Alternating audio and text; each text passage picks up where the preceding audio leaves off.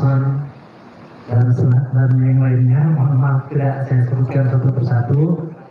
Berikutnya para wali santri Kutab Darussalam yang Masya Allah tadi kita saksikan bersama Ananda diuji munaqasyah dengan hafalan yang lancar, dengan bacaan yang sangat bagus, serta hadirin sekalian yang dimuliakan Allah.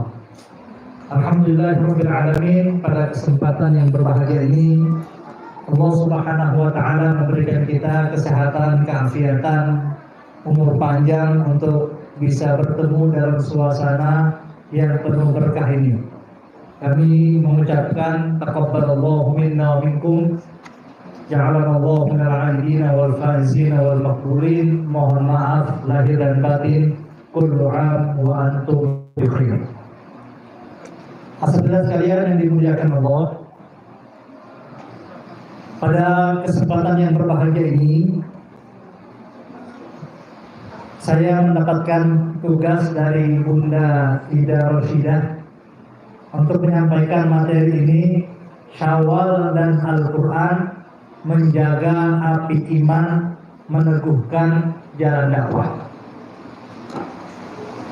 Alhamdulillahirabbil alamin, hingga saat ini Allah masih memberikan kita kesehatan dan keafiatan.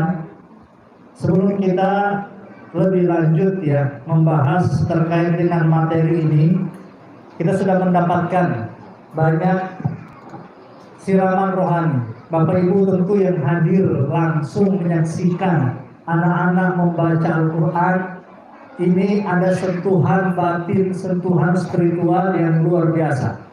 Saya saja yang nonton di YouTube merasakan itu, apalagi bapak-bapak dan ibu-ibu yang hadir langsung.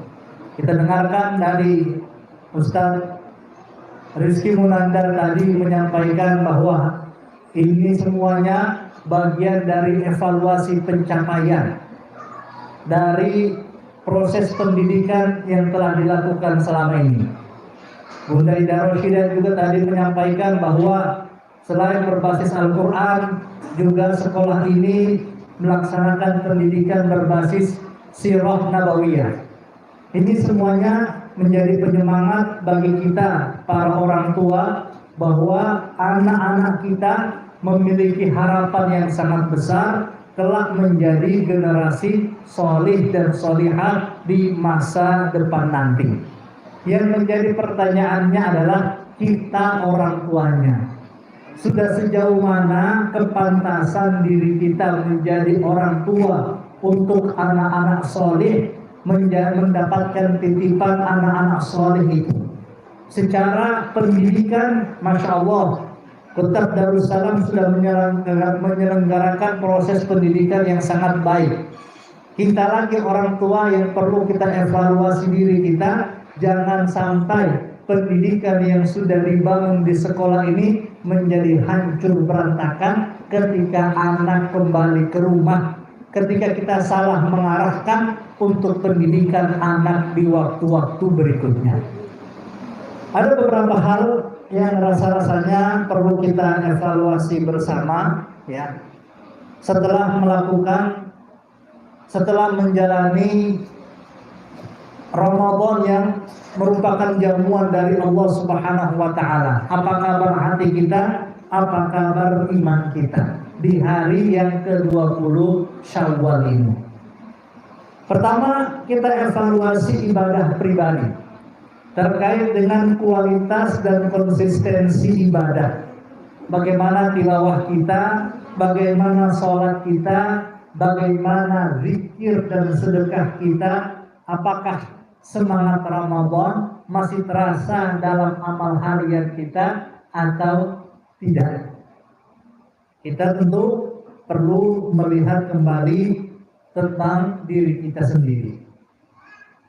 Berikutnya, baru juga 20 hari berlalu dari bulan Ramadan. Bagaimana spirit Ramadan kita? Bagaimana keberlanjutan nilai-nilai Ramadan dalam kehidupan kita sehari-hari? Terkait dengan kepekaan sosial, pengendalian diri, dan semangat beramal. Apakah jiwa kita masih hidup atau sudah mulai kembali lalai? Kita sangat butuh. Saya sebetulnya ketika Bunda Ida Roshidah minta untuk mengisi ini, yang saya pikirkan itu justru bagaimana saya bisa mendapatkan keimanan, charger keimanan untuk dengan hadir di majelis-majelis seperti ini. Justru majelis-majelis seperti inilah majelis yang akan melembutkan hati kita, membuat kita kembali ingat ketika kita sudah mulai dilalaikan oleh dunia. Berikutnya, kita perlu melakukan evaluasi dakwah keluarga tentang peran orang tua dan guru dalam membimbing anak untuk tetap terhubung dengan Al-Quran, belajar agama, dan menyampaikan nilai-nilai Islam dalam keluarga. Apakah fungsi itu sudah kita jalankan atau belum? Berikutnya, evaluasi apa? Evaluasi dakwah lingkungan. Apakah program Ramadan kemarin yang luar biasa, berbagi dengan tetangga, menyapa masyarakat, masih dilanjutkan? Apakah suasana Qur'ani di lingkungan kita, di rumah kita, di keluarga kita masih tetap terasa atau sudah mulai luntur? Sudah mulai digantikan dengan HP, laptop, TV, ataupun mainan-mainan dan kelalaian yang lain. Dan yang berikutnya, evaluasi terkait dengan konsistensi dan rencana lanjutan Ramadan. Karena bagaimanapun juga, Bapak Ibu semua yang dimuliakan Allah, pasca Ramadan ini adalah kesempatan terbaik kita untuk memulai kebiasaan yang baru di kalangan kita dan keluarga. Setelah kita melalui Ramadan, setelah kita melalui Idul Fitri, kembali ke rumah, ini justru saat momentum yang paling tepat kalau kita mau memulai kebiasaan harian yang bagus, kebiasaan yang baik untuk anak-anak dan untuk orang tua. Justru saat inilah adalah saat yang tepat untuk memulai semua kebiasaan dan kebaikan-kebaikan tersebut. Hadirin sekalian yang dimuliakan Allah, Kutab Darussalam ini memiliki visi yang sangat besar. Hanya terdiri dari 3 kata, tetapi untuk melakukan ini perlu perjuangan dan kesungguhan yang luar biasa, yaitu melahirkan generasi Qur'ani. Saya lihat di websitenya, ya, apa sih visi dari Kutab Darussalam ini? 3 kata, melahirkan generasi Qur'ani. Tidak perlu panjang-panjang. Tetapi Masya Allah, untuk mewujudkan 3 kata ini perlu perjuangan, perlu adanya komunikasi, sinergi, interaksi antara guru dengan sekolah dan juga murid sebagai objek pendidikan kita di sini. Alhamdulillah, sebagaimana disampaikan oleh Bunda Ida dalam sambutan beliau, bahwa keseharian saya pun alhamdulillah mengelola kutab, yaitu Kutab Ibnu Abbas Klaten, juga Pondok Pesantren Tahfidzul Quran Ibnu Abbas. Artinya sedikit banyak saya memahami keluh kesah bagaimana keseharian para guru-guru kutab, bagaimana bisa membuat anak duduk untuk menghafal. Itu Masya Allah luar biasa perjuangan. Bapak terima beres, hafalannya udah bagus, bacaan Qur'annya sudah enak.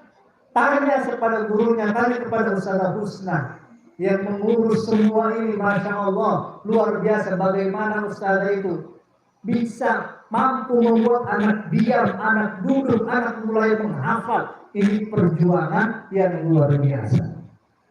Jadi dalam hal ini memang kalau pada akhirnya untuk tujuan besar ini kita hanya bermain-main, maka tujuan ini tidak akan pernah tercapai. Tujuan ini perlu kesungguhan, perlu sinergi, dan perlu pemahaman bersama. Saya kira majelis ini diadakan untuk apa?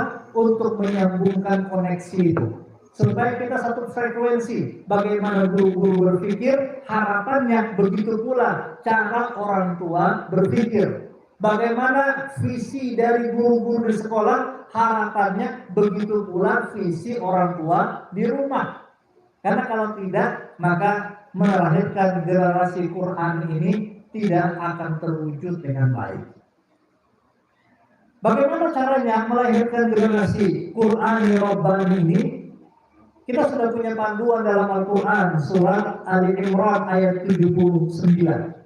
Maka Nabi Basharin ayyutiyahullahu al-kitaba wal hukma wan nubuwah thumma yaqulu lin-nasi kunu ibadan li min dunillah walakin kunu rabbaniyyin bima kuntum tu'allimuna al-kitaba wa bima kuntum tadrusun. Saat ini mungkin kita tidak menerima lagi wahyu dari Allah. Kita tidak menerima lagi kenabian. Kita tidak menerima lagi Al-Quran atau kitab baru setelah Al-Quran tidak ada lagi. Kita tidak akan menerima lagi ketentuan keputusan hukum baru dari Allah. Tetapi Allah masih memberikan kita kesempatan untuk menjadi hamba-hambanya Rabbani dengan dua hal, yaitu tu'allimuna al-kitab wa tadrusuna al-kitab, yaitu mengajar dan belajar. Inilah kemudian yang diwujudkan atau yang diringkas oleh Rasulullah Shallallahu Alaihi Wasallam dalam sabda beliau, khairukum man ta'allama al-Qur'ana wa 'allamahu. Sebaik-baik kalian adalah siapa yang belajar dan siapa yang mengajar Al-Quran. Artinya jalan menuju Rabbaniyah, jalan menuju Qur'aniyah, dua hal, yaitu belajar dan mengajar. Jangan sampai kita kehilangan kesempatan menjadi orang yang terbaik. Kalau kita tidak mengajar Quran, belajarlah Al-Quran. Menyempatkan diri sesibuk apapun untuk belajar Al-Quran. Kenapa? Supaya kita bisa mendapatkan kesempatan untuk menjadi generasi yang terbaik ini. Hadirin sekalian yang dimuliakan Allah. Nah, kita ingin membahas satu hal yang sederhana terkait dengan al-haimanatu wa ta'thir. Seni dan menguasai dan mempengaruhi. Ini dari kitab Kaifa Yad'u Da'iyah, bagaimana seorang dai berdakwah. Bab ini bagian bab 6 dalam kitab ini. Kaifa Yad'u Da'iyah ini bagi bab 6 dari dua jilid kitab, judulnya Silsilat Madrasatid Du'a.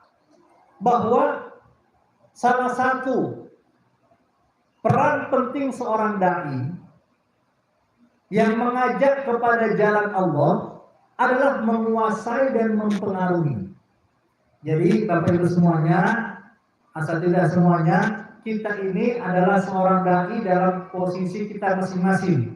Siapa yang menjadi mad'unya, siapa yang menjadi objeknya? Yang menjadi objek itu adalah anak-anak kita, murid-murid kita. Nah, sekarang bagaimana caranya supaya anak-anak kita itu mau sepikiran, sepemahaman, sehati dengan apa yang kita inginkan? Ini ternyata tentunya bukan hal yang mudah. Tapi semua itu ada ilmunya. Bagaimana dulu Rasulullah mampu menguasai hati para sahabat, menguasai pikiran para sahabat, itu sudah dipelajari oleh para ulama, kemudian dituangkan ilmunya, salah satunya dalam kitab ini. Jadi al-haimanatu wa ta'thir ini, bagaimana seni menguasai dan mempengaruhi anak agar mau menuruti keinginan orang tuanya, agar mau diarahkan sesuai harapan bunda dan ayahnya, yaitu menjadi generasi Quran. Kata Dr. Abdullah Nasir Ulwan, untuk menguasai dan mempengaruhi hati, kuncinya itu dua saja, yaitu al-mahabbatul khalisah dan as-siqatul mutabadilah. Al-mahabbatul khalisah dan as-siqatul mutabadilah. Kecintaan yang tulus dan saling percaya. Anak cinta kepada ayah dan ibunya, anak cinta kepada guru-gurunya, dan guru-gurunya pun cinta kepada anak-anaknya. Memang ada yang tidak cinta, ada yang menganggap bahwa mengajar itu hanya sambil lalu, mengajar itu hanya untuk mengisi waktu, mengajar itu hanya batu loncatan, atau orang tua itu hanya sekedar memberi makan, memberi minum, ngasih nafkah, ngasih pakaian, ngasih rumah, selesai tugas orang tua. Bukan itu. Kecintaan yang tulus ketika tumbuh di dalam hati dengan sebuah pengharapan anak-anak kita akan menjadi anak-anak generasi Qurani, inilah kemudian yang membuat kita mau melakukan apa saja untuk kesuksesan anak-anak kita.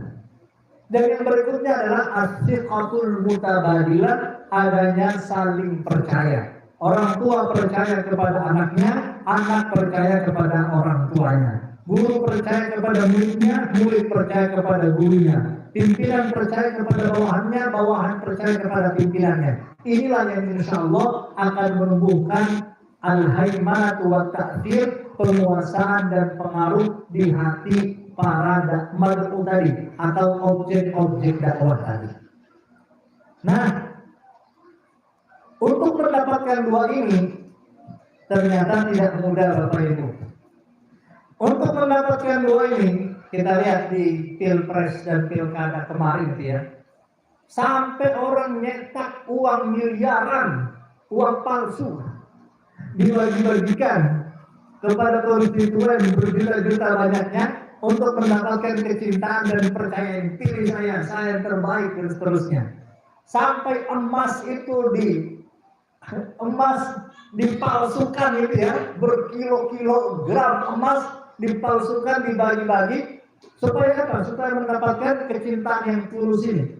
Belum lagi yang ke dukun gitu ya. Ke dukun itu luar biasa itu, yang dengan segala macam jampi-jampinya supaya dia mendapatkan kecintaan hati dari masyarakat. Ternyata dalam Islam bukan itu, dan semua itu adalah semu. Dalam Islam bagaimana? Untuk memiliki penguasaan dan pengaruh kepada orang-orang yang kita pimpin, kepada objek-objek dakwah kita, maka paling tidak ada 5 hal, kata Dr. Abdullah Nasih Ulwa, yang perlu kita perhatikan. Yang pertama adalah al-isyraqah ar-ruhiyah. Al-isyraqah ar-ruhiyah, jiwa yang bercahaya. Yang kedua, al-qudwah as-sulukiyah, adanya teladan akhlak. Yang ketiga, al-quwwah al-iqna'iyah, adanya kemampuan meyakinkan. Yang keempat, at-tafa'ulat ad-da'awiyah, aktif dan menjiwai dakwah. Dan yang berikutnya, at-tariqah at-tashwiqiyah, metode yang menyenangkan.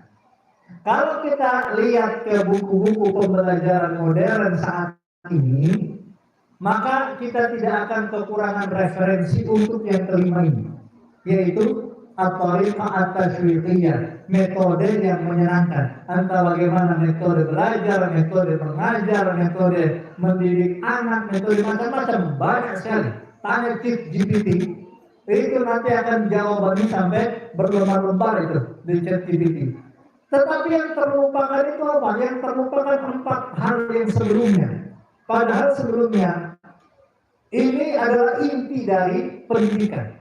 Bagaimana seorang guru, seorang tua, orang tua ayah dan bunda memiliki jiwa yang bercahaya, memberikan teladan akhlak, memiliki kemampuan untuk meyakinkan anak bahwa sholat itu wajib, bahwa berjamaah di masjid itu lebih baik, bahwa harusnya sebelum tidur gosok gigi dulu, kalau makan duduk jangan berceceran. Bagaimana meyakinkan anak itu bagian dari seni yang sebetulnya bisa dipelajari. Dan itu ada ilmunya semua dalam Islam. Berikutnya at-tafa'ulat ad-da'awiyah. Guru yang datang pulang, murid-murid akan melihat apa yang dia lakukan. Dan guru yang menjuai perannya sebagai guru, murid juga akan melihat dan akan menilai semua itu. Diam-diam sesungguhnya murid-murid kita itu sebetulnya sedang memperhatikan kita tentang gurunya, apa yang bisa saya ambil darinya. Baru kita metode yang menyenangkan. Hadirin sekalian yang dimuliakan Allah, al-isyraqah ar-ruhiyah, tentang jiwa yang bercahaya. Apa maksud jiwa yang bercahaya ini? Jiwa yang memang dia membawa cahaya di dalam hatinya, sehingga dengan mudah dia membagikan cahaya itu kepada orang lain. Saudara sekalian, para orang tua sekalian mungkin pernah lihat ya, Syekh Ahmad Yasin, ya, Syekh Ahmad Yasin Palestina. Dari segi fisik, ya Allah, apalagi yang bisa diharapkan, kata orang-orang, dari seorang pemuda. Lihat Syekh Ahmad Yasin muda itu ya, Masya Allah, dia kakinya sudah lumpuh, kemudian tangannya ini juga tidak bisa bergerak lagi, matanya ini sudah hampir buta, telinganya ini hampir tuli. Dia pun ketika berbicara dengan sangat sulit gitu ya, tetapi sekali beliau berbicara itu mampu menggerakkan pasukan Hamas dengan kekuatan yang luar biasa, yang sampai saat ini tidak terkalahkan. Bahkan Syekh Ahmad Yasin sekali waktu beliau hanya bilang, nah, sholat tahajud ya. Ini saya baca di biografi Syekh Ahmad Yasin. Datang ke satu sekolah, bilang kepada anak-anak di situ, nah, sholat tahajud ya. Seminggu kemudian ibu-ibunya pada protes, orang-orang tua itu pada protes. Apa yang kalian lakukan dengan anak-anak kami? Protes ke sekolah. Memangnya kenapa? Sejak seminggu ini anak-anak kami tidak mau tidur. Kalau malam, ya tahajud, tapi nggak gitu juga. Setelah dicek oleh guru-gurunya, kok bisa anak-anak semangat tahajudnya? Ternyata 1 minggu yang lalu itu Syekh Ahmad Yasin baru datang ke sekolah itu ngasih mereka kalimat, yuk tahajud yuk, itu luar biasa pengaruhnya. Artinya itu kekuatan jiwa. Artinya ketika guru atau orang tua memiliki kekuatan jiwa, maka kata-kata itu akan memiliki makna di hati anak-anaknya. Ada saya mau cerita 2 orang kiai. Kiai yang pertama, dia diminta nasihat gitu ya, minta nasihat sama seorang wali santri, Pak Kiai, tolong dong nasihati anak saya. Emang kenapa? Terlalu banyak makan gula, suka makan coklat, suka macam-macam gitu ya, yang manis-manis. Tolong dinasihati supaya dia berhenti. Nanti giginya rusak, nanti ginjalnya rusak dan seterusnya. Kata Pak Kiai apa? Ya, pekan depan ya. Lah kok pekan depan? Sekarang aja kenapa? Enggak, pekan depan. Akhirnya pekan depan ibu itu datang lagi kepada Pak Kiai, duduk anaknya, ini loh anak saya Pak Kiai, tolong dinasihati. Nah, jangan makan yang manis-manis lagi ya. Ini Pak Kiai. Dan setelah saat itu terjadi perubahan drastis yang luar biasa. Ibu itu sampai kaget, sampai heran. Masya Allah, terima kasih ya Pak Kiai. Ini anak saya perubahannya luar biasa. Tetapi saya mau tanya, lah kalau berubahnya sejak seminggu yang lalu kan lebih bagus. Kenapa harus menunggu seminggu lagi untuk ngasih nasihat? Apa jawaban Pak Kiai? Ibu tahu apa yang saya lakukan selama seminggu ini?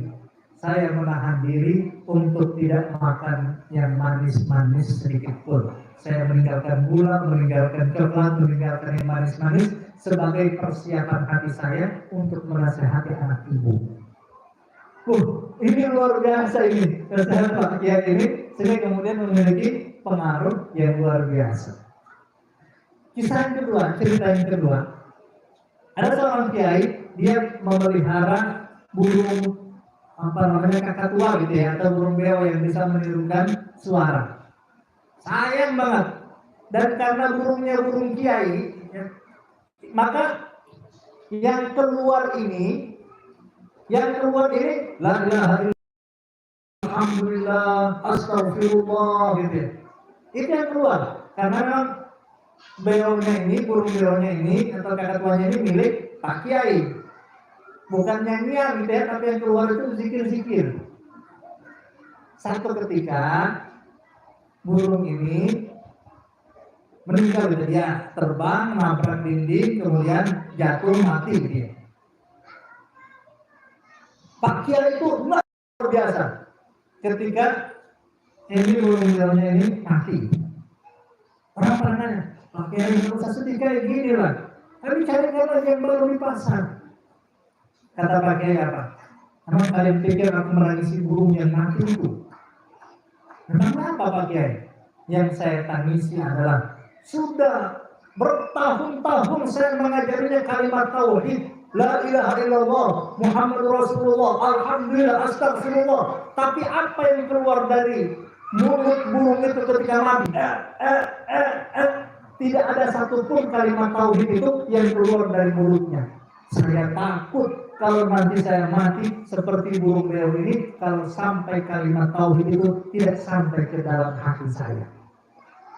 Jadi ini penting banget ya, mudah banget mengucapkan la ilaha illallah, tapi apakah benar-benar sudah berasal dari dalam hati itu atau tidak? Ini sangat penting karena apa yang akan keluar ketika sakaratul maut adalah apa yang kita yakini, apa yang kita hayati, yang menjadi bagian dari kehidupan kita sehari-hari. Nah ini kekuatan jiwa itu berasal dari situ. Bagaimana kita mendapatkan kekuatan jiwa? Kata Syekh Abdullah Nasir Hulwan, pertama, dengan selalu merasa diawasi oleh Allah, muraqabatullah, merasa diawasi oleh Allah kapan dan di mana saja. Ini membuat hati kita bercahaya. Hati kita ini terhubung dengan Allah Subhanahu wa Ta'ala. Bagaimana membuat hati kita bercahaya dan tidak mudah lalai? Dengan cara istihbarul mauti wa ma ba'dahu. Istihbarul mauti wa ma ba'dahu, menghadirkan kematian dan perjalanan setelah kematian. Ingat mati ini paling tidak membuat ada rem dalam hidup kita. Dan berikutnya istizkarul akhirati wa ma haulaha, ingat akhirat dan keadaan yang ada pada saat itu. Ini yang membuat hati kita menjadi kuat dan memiliki cahaya dalam kehidupan. Memang perlu perjuangan ya, tetapi paling tidak orang yang tahu lebih baik daripada orang yang tidak tahu. Paling tidak kita sudah tahu ilmunya. Berikutnya, amal apa yang bisa kita lakukan agar hati kita bercahaya? Kita bisa melakukan amal fisik. Apa saja amal fisik itu? Misalnya rutin tilawah Al-Quran, mengkaji sirah Rasul, membaca sejarah orang-orang yang ma'rifat, orang-orang yang dekat dengan Allah, selalu berzikir setiap waktu, menangis karena takut kepada Allah, melakukan ibadah-ibadah sunnah. Ini paling tidak amal-amal yang bisa kita lakukan agar kita memiliki hati yang bercahaya. Bapak-Ibu semua, di tahun 9 Hijriah, ya, di tahun 9 Hijriah, ketika perang Tabuk, ada seorang sahabat namanya Muawiyah bin Muawiyah. Namanya siapa? Muawiyah bin Muawiyah. Sudah pernah dengar kalau nama sahabat ini? Paling Muawiyah bin Abi Sufyan ya.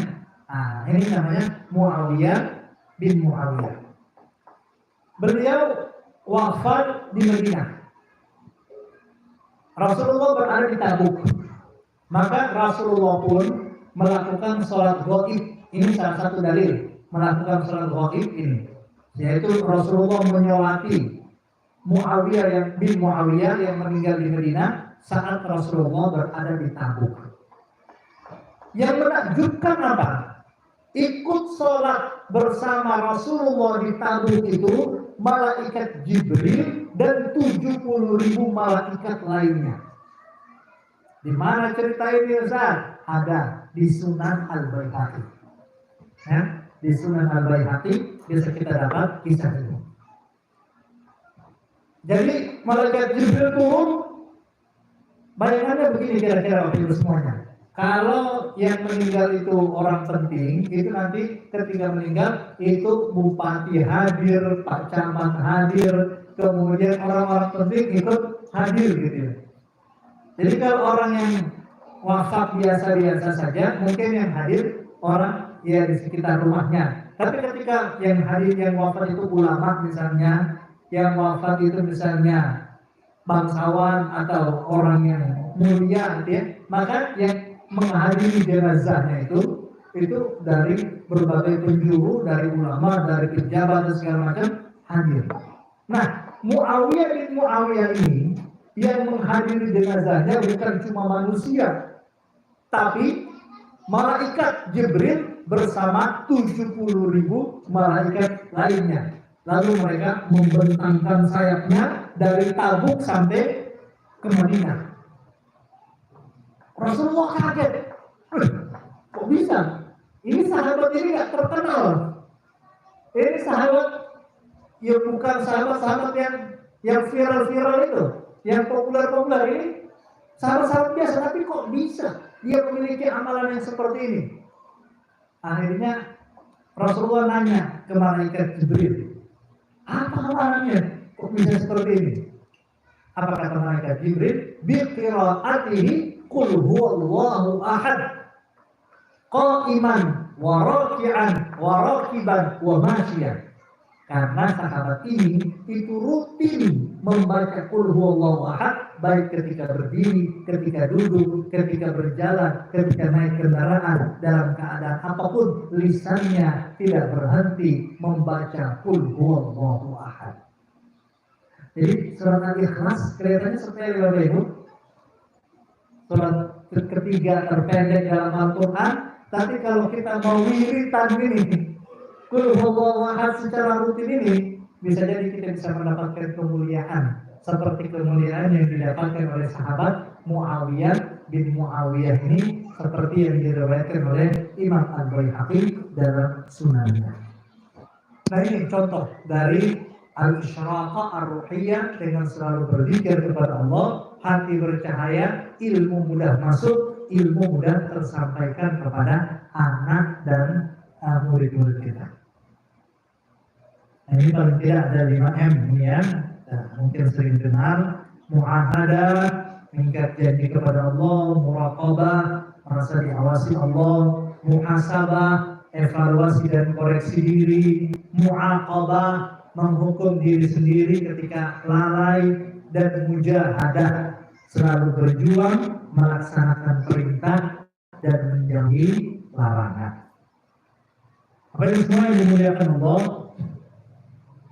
Berikutnya yang kedua, tadi jiwa yang bercahaya. Paling tidak ada yang kita ingat ya pulang dari sini. Apa yang yang didapatkan dari pertemuan hari ini? Wow, nggak tahu dia. Yang paling tidak kita tahu. Yang pertama tadi jiwa yang bercahaya. Kemudian yang kedua al-qudwah as-sulukiyah, adanya teladan akhlak. Ya, ini teladan akhlak. Saya itu capek tuh nyuruh anak berhenti main HP, Andi juga main. Jadi selesai tuh.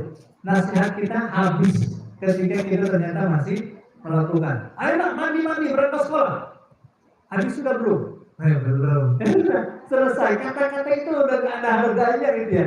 Ketika kita nyuruh, ternyata kita belum melakukan. Ayo sikat gigi, siap-siap berangkat sekolah. Bunda sudah belum? Belum. Nah, selesai. Enggak ada artinya itu kata-kata kita itu. Ketika ternyata kita belum melakukan. Nah ini teladan ini penting sekali untuk kita hadirkan di rumah kita. Al-qudwah as-sulukiyah, teladan akhlak. Ini di surat As-Saff sering kita baca ya.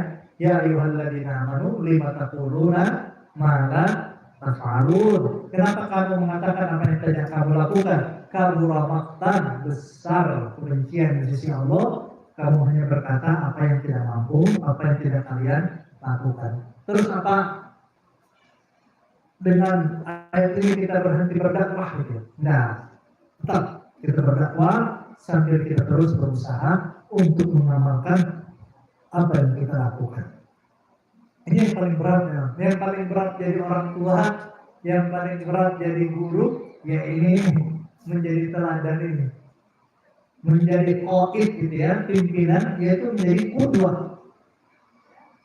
Menjadi teladan ini memang paling berat gitu ya.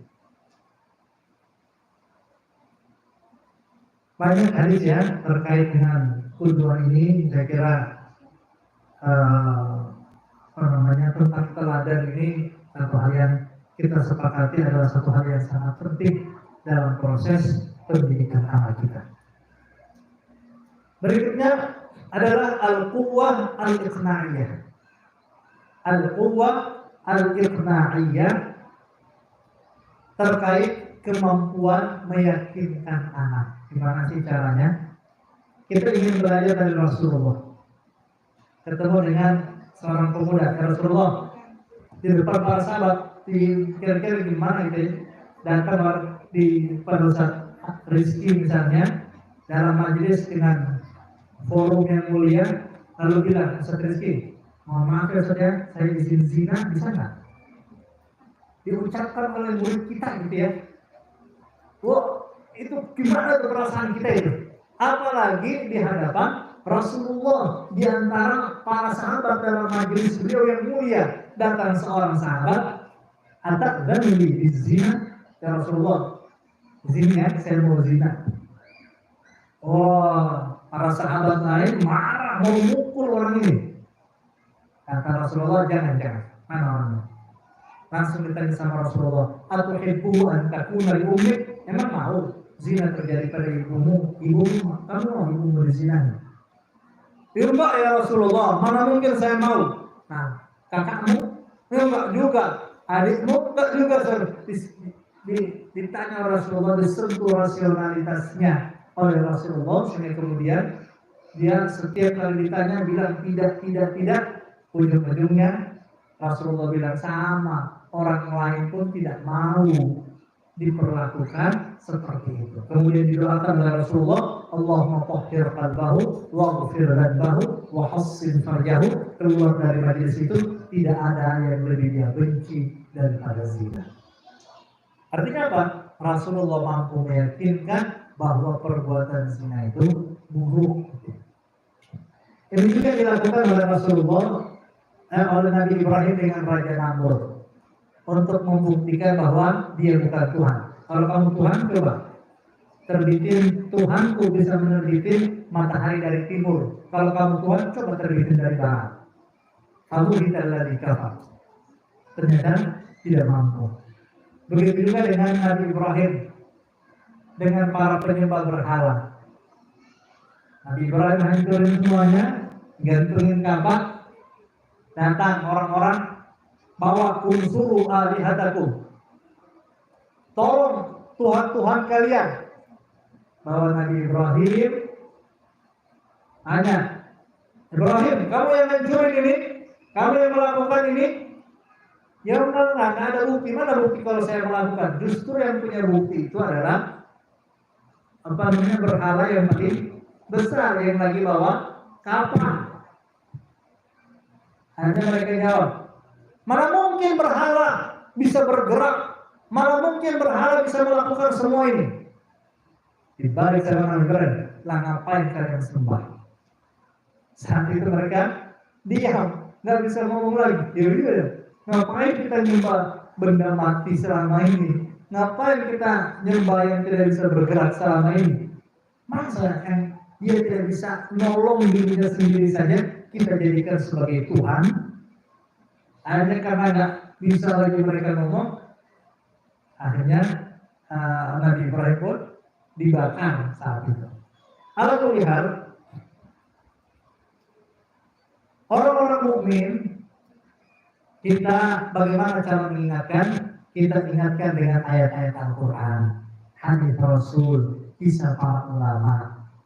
Ini pentingnya kita menumbuhkan keimanan di dalam hati anak-anak. Sekedar bilang Rasulullah nggak suka loh kayak gitu. Ini Rasulullah suka yang seperti ini, gitu ya. Itu sudah membuat dia mampu melakukan kebaikan, gitu ya. Rasulullah nggak suka loh sama anak yang nakal, suka menyakiti adiknya. Nah itu kan sudah membuat dia tersentuh, gitu. Artinya apa? Menumbuhkan iman sebelum Quran di dalam hati anak-anak itu pentingnya ketika kita melalui proses pendidikan, gitu ya, membentuk karakter sekedar dengan bilang ini Allah suka, ini Allah tidak suka, ini Rasulullah lakukan, ini Rasulullah benci, itu sudah bisa membuat dia tergerak hatinya untuk melakukan kebaikan. Nah pentingnya iman itu di situ. Adapun orang-orang yang jahil dan fasik, tidak tahu tentang Al-Quran, tidak paham tentang Sunnah, maka disinilah penting kita menghadirkan dalil, menghadirkan argumentasi, dan menghadirkan bukti yang kuat. Nah Ustaz, gimana caranya? Saya tahu ayat-ayatnya, saya tahu dalil-dalilnya. Nah ini makanya penting bagi seorang dai memiliki wawasan yang luas. Ya sering-sering piknik. Saya Ida baru ke Jakarta belajar sirah nabawiyah ke Ustaz Asep, itu bagian dari piknik, menambah referensi, menambah wawasan kita. Salah satu yang menghalangi orang jadi soleh, kata Sayyidina Ali bin Abi Thalib, al-qana'atu bil jahli, puas dengan kebodohan. Jadi merasa sudah pintar sehingga tidak mau belajar. Padahal penting bagi seorang dai memiliki wawasan yang luas, banyak membaca, banyak melihat, banyak mendengar, banyak berpikir. Berikutnya memiliki pergaulan yang luas. Ini juga akan membuat kita mudah untuk berkomunikasi. Dan yang berikutnya memiliki komunikasi yang baik, paling tidak kalimat ucapan kita bisa dipahami. Apa ini sekalian yang dimuliakan Allah, ini bagian dari usaha yang bisa kita lakukan dalam mengkomunikasikan pesan kebaikan kepada anak-anak kita. Berikutnya at-tafa'ulat ad-da'awiyah, aktif dan menjiwai dakwah. Memang anak-anak tahu kalau ibunya ini marah-marah itu demi kebaikan anak.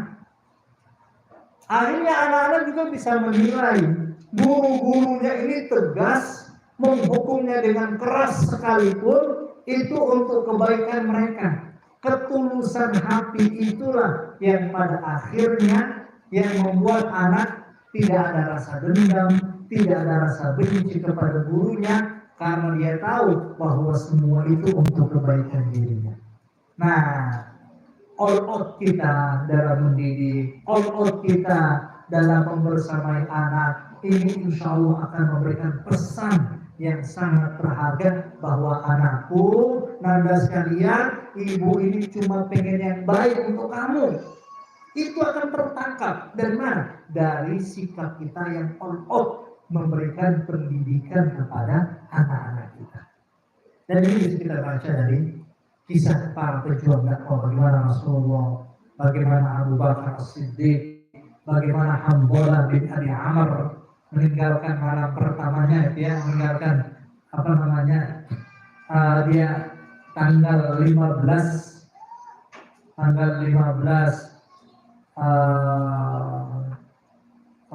saya lupa waktu itu tahun 3 Hijriah yang jelas ya, perang Uhud. Hanzalah bin Abi Amr tanggal sebelumnya itu nikah, tinggal istrinya untuk ikut perang, kisah Salahuddin Al-Ayyubi, kisah Imam Abu Hanifah, dan banyak sekali kisah-kisah lainnya yang menunjukkan tentang bagaimana beliau-beliau ini all out dalam dakwahnya, all out dalam pendidikannya, sehingga kemudian memberikan pengaruh positif yang tertanam, tertancap di jiwa anak-anaknya.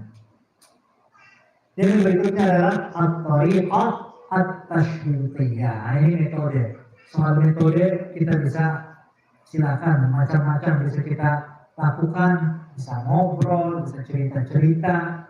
Kadang-kadang cerita-cerita dan ngobrol biasa itu bisa menjadi sesuatu yang tidak terlupakan, gitu ya. Saya kemarin sama Mas Zain dari Darmutakin, dari BMM, dari tim yang lainnya ke Jordania, pas di pengungsian itu ngobrol gitu ya, ngobrol dengan pengungsi Palestina. Yuk main ini yuk, main. Ternyata nggak tahu tuh, ternyata viral itu. Ternyata main Velocity gitu ya. Anak-anak Palestina nggak mau karena itu ada Israel gitu ya. Ini ternyata menjadi bagian dari dakwah. Sekedar ngobrol gitu ternyata menjadi bagian dari dakwah, memiliki pengaruh yang sangat besar di Indonesia. Nah, apa yang bisa kita lakukan dalam metode-metode itu? Yang pertama, mengaitkan tema dengan realita. Apapun yang kita sampaikan, jangan sampai Al-Quran yang kita baca itu kok jauh banget dari realita. Jangan sampai Sirah Nabawiyah yang kita pelajari itu hanya menjadi pengalaman masa lalu, tetapi dan tidak menjadi pedoman masa depan. Jadi harusnya kita belajar Sirah itu menjadi pedoman masa depan, tidak sekedar menjadi pengalaman masa lalu. Kita pun bisa bercerita kepada anak-anak bagaimana ibu sekolah dulu, bagaimana bapak sekolah dulu, bagaimana masa kecil bapak dulu. Tidak sekedar menjadi pengalaman, tetapi menjadi pedoman bagi anak-anak. Jadi kita cara gimana? Mengaitkan tema dengan realita yang dihadapi oleh anak. Baru dalam gaya bahasa, apa yang bisa kita lakukan? Storytelling, cerita gitu ya. Kemudian dialog dan diskusi. Storytelling ini contohnya dari Sirah Rasulullah banyak ya cerita kisah umat terdahulu tentang Juraij, tentang anak yang berbicara, 3 orang yang berada di dalam gua, tentang Ashabul Ukhdud. Ini cerita-cerita, bahkan 2/3 Al-Quran isinya cerita. Berikutnya dialog dan diskusi. Atadruna manil muflis? Kalian tahu nggak siapa orang yang bangkrut? Sahabat bilang, ya jelas ya Rasulullah. Orang yang bangkrut itu orang yang tidak punya harta, yang awalnya kaya jatuh miskin. Rasulullah bilang orang yang bangkrut itu yang bawa pahala puasa, bawa pahala zakat, bawa pahala tilawah Al-Quran, tapi juga dia bawa dosa mencaci maki orang lain, menzalimi orang lain, menyakiti hati orang lain, sehingga habis pahala-pahala yang dia bawa itu membayar dosa-dosanya. Itu orang yang bangkrut. Ini contoh dialog dan diskusi Rasulullah dengan para sahabat. Berikutnya contoh dan praktek langsung. Sallu kama ra'aitumuni usalli. Bagaimana mau salat? Lihat nih, saya salat. Bagaimana mau wudu? Lihat nih, saya wudu. Bagaimana mau haji? Khudu anni manasikakum. Lihat bagaimana cara saya haji. Nah ini cara kita ngajar anak wudu misalnya praktek. Contohkan. Itu insyaallah jauh lebih masuk. Berikutnya memberikan permisalan, memberikan contoh. Pulang dari pasar ada anak kambing yang mati, anak kambing jadi bangkai, dia bangkai kambing, bangkai anak kambing yang terpotong telinganya. Rasulullah bilang kepada sahabat, siapa yang mau beli bangkai kambing ini? Kata sahabat, Ya Rasulullah, jangankan sudah jadi bangkai seperti ini, masih hidup saja, nggak ada yang mau. Anak kambing telinganya terpotong. Apa kata Rasulullah? La dunya ahwanu indallah min hadhihi jifah. Sesungguhnya dunia itu lebih tidak berharga, lebih hina di mata Allah daripada kalian memandang hina bangkai anak kambing. Itu kan tak gitu ya di hati para sahabat. Nah ini kita bisa kasih permisalan apapun yang kita lakukan, berikan contoh dan permisalan kepada anak-anak. Contoh lain apa? Contoh lain bergurau dan bercanda. Datang kepada Rasulullah, ibu-ibu, Rasulullah doain saya masuk surga. Mohon maaf ya, di surga nggak ada nenek-nenek. Akhirnya neneknya nangis. Rasulullah, berarti saya nggak masuk surga dong? Siapa bilang nggak masuk surga? Semua yang masuk surga akan kembali menjadi muda. Jadi nenek nanti di surga akan menjadi muda lagi, ya, jadi ketawa. Gitu. Saya dengar cerita, tapi saya belum dapatkan riwayatnya. Satu kali Rasulullah lagi makan kurma, ya, lagi makan kurma sama Sayyidina Ali. Makan kurma. Sayyidina Ali lagi pengen bercanda sama Rasulullah. Caranya gimana? Setiap kali habis makan, bijinya ditaruh di depan Rasulullah. Habis makan, jadi kan habis makan kurma bareng-barengnya. Habis makan, bijinya ditaruh di depan Rasulullah. Makan, bijinya taruh di depan Rasulullah. Akhirnya Rasulullah itu orang lain, bijinya sedikit, Rasulullah numpuk gitu, biji kurmanya. Akhirnya kata Ali, sambil bercanda ini, Rasulullah itu makannya banyak, gitu. Bijinya lebih banyak daripada yang lain. Akhirnya dibalas sama Rasulullah, kamu lebih banyak, biji-bijinya sekalian dimakan gitu ya. Lihat, nggak ada biji satu pun di depannya. Akhirnya dibalas sama Rasulullah. Saya belum mendapatkan riwayatnya, tapi saya mendapatkan cerita itu gitu ya. Canda Rasulullah dengan para sahabatnya. Ya Rasulullah, anak ayah bapak saya besok mau ikut ya sama Rasulullah, mau safar. Ya nggak apa-apa, suruh naik aja anak onta. Ya Rasulullah, bapak saya sudah tua, besar, masa disuruh naik anak onta? Ya tetap aja, onta dewasa itu tetap anak onta. Gitu. Nah ini contoh Rasulullah bergurau dan bercanda dengan para sahabat. Ini kita bisa lakukan sebagai bagian dari komunikasi kita dengan anak-anak dengan bergurau dan bercanda. Memanfaatkan momentum. Satu ketika Rasulullah itu kelaparan, keluar rumah ternyata ketemu Abu Bakar. Ngapain Abu Bakar keluar rumah? Lapar ya Rasulullah. Jalan sebentar ketemu Umar. Kenapa? Ya Rasulullah, kayaknya kita satu hati ini. Saya keluar ini lapar juga. Ya udah, kalau gitu mari kita ke rumahnya Abu Ayyub Al-Ansari. Datang ke rumahnya Abu Ayyub Al-Ansari. Masya Allah, luar biasa tamu kita hari ini. Langsung beliau ke belakang membeli kambing. Beli kambing, atau untuk prosesnya kok bisa cepat banget ya. Sampai akhirnya bikin kambing guling, makan bersama Rasulullah, makan roti sama kambing guling itu berempat. Kadang-kadang kita heran, kok kambing guling berempat? Biasa. Di kalangan orang Arab kalau yang haji, kita makan ayam di sana, ayam itu dibelah 4, nah masing-masing besar-besar. Kita ayam dibelah 12, dibelah 24 gitu ya, masing-masing dapat kecil-kecil gitu. Nah, waktu Rasulullah dulu, kambing itu dimakan berempat, itu orang-orang Arab sampai sekarang itu biasa. Setelah mereka habis makan, apa kata Rasulullah? Wala tus'alunna yawma idzin 'anil na'im. Besok nanti hari kiamat kalian akan ditanya tentang nikmat yang kalian makan hari ini. Begitu Rasulullah. Iya. Apapun nikmat yang kita dapat itu akan diminta pertanggungjawaban oleh Rasulullah, oleh Allah Subhanahu wa taala. Nah ini contoh memanfaatkan momentum. Jadi ketika sama anak kita manfaatin aja momentum. Saya kalau sama anak-anak di pondok suka cerita. Kan mereka suka nonton Naruto kan? Dulu nonton Naruto kan? Bapak mau tahu Naruto? Jadi saya tuh kalau ngasih gimana kekuatan energi Al-Quran itu seperti Naruto yang memiliki cakra. Dia punya cakra, dia tahu cakra kan? Oh, nggak tahu. Itu kalau ada langsung nyambung itu. Dia memiliki energi gitu ya di dalam tubuhnya itu sehingga serangan-serangan dari manapun itu tidak akan kena.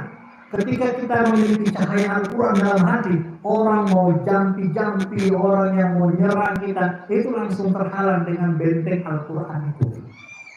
Nah ini, biasanya kalau lagi cerita tentang Hokage, tentang macam lah, dengan anak-anak itu langsung nyambung gitu. Ketika kita memanfaatkan momentum. Berikutnya fokus kepada lebih penting. Fokus kepada lebih penting contohnya apa?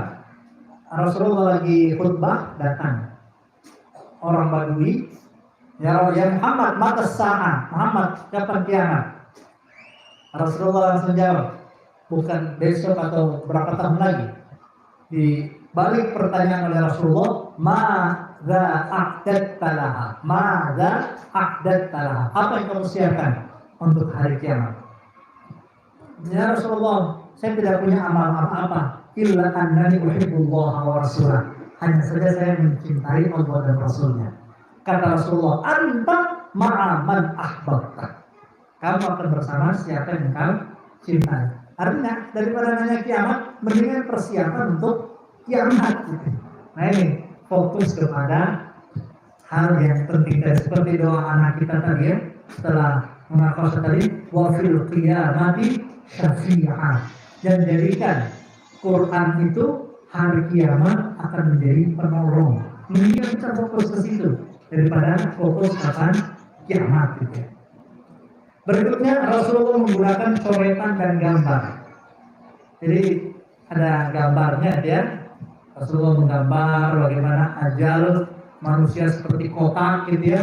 Tetapi angan-angannya malah keluar kotak gitu. Ada garis keluar kotak yang menunjukkan angan-angan manusia itu lebih panjang daripada usianya. Dan yang berikutnya adalah menunjuk secara langsung al-imanu hahuna walaysa hahuna. Iman itu di sini, bukan di sini. Itu kan menunjuk secara langsung gitu ya. Al-imanu hahuna, iman itu di sini. Puasa itu berapa hari? Asyahru hakada wa hakada wa hakada.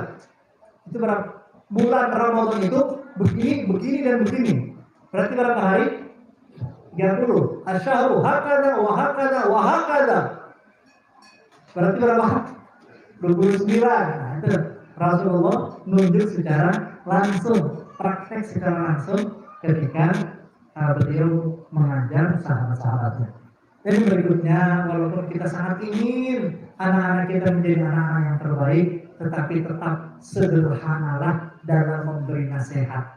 Ada anak yang menghindar ketemu ibunya, nanti dinasehati lagi, nanti diceramahi lagi.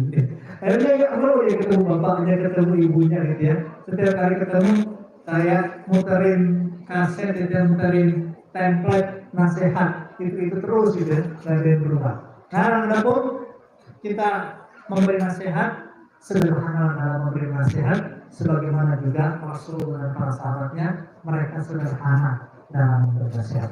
Demikian apa yang dapat saya sampaikan. Mohon maaf atas segala kesalahan dan kekhilafan. Alhamdulillah, saya mohon maaf sekali lagi apabila ada yang salah, ada yang kurang dalam apa yang dapat saya sampaikan pada kesempatan ini. Semoga Allah memberi kita kekuatan untuk mendidik anak-anak kita menjadi generasi yang terbaik. Demikian, jazakumullah khairan. Assalamualaikum warahmatullahi wabarakatuh.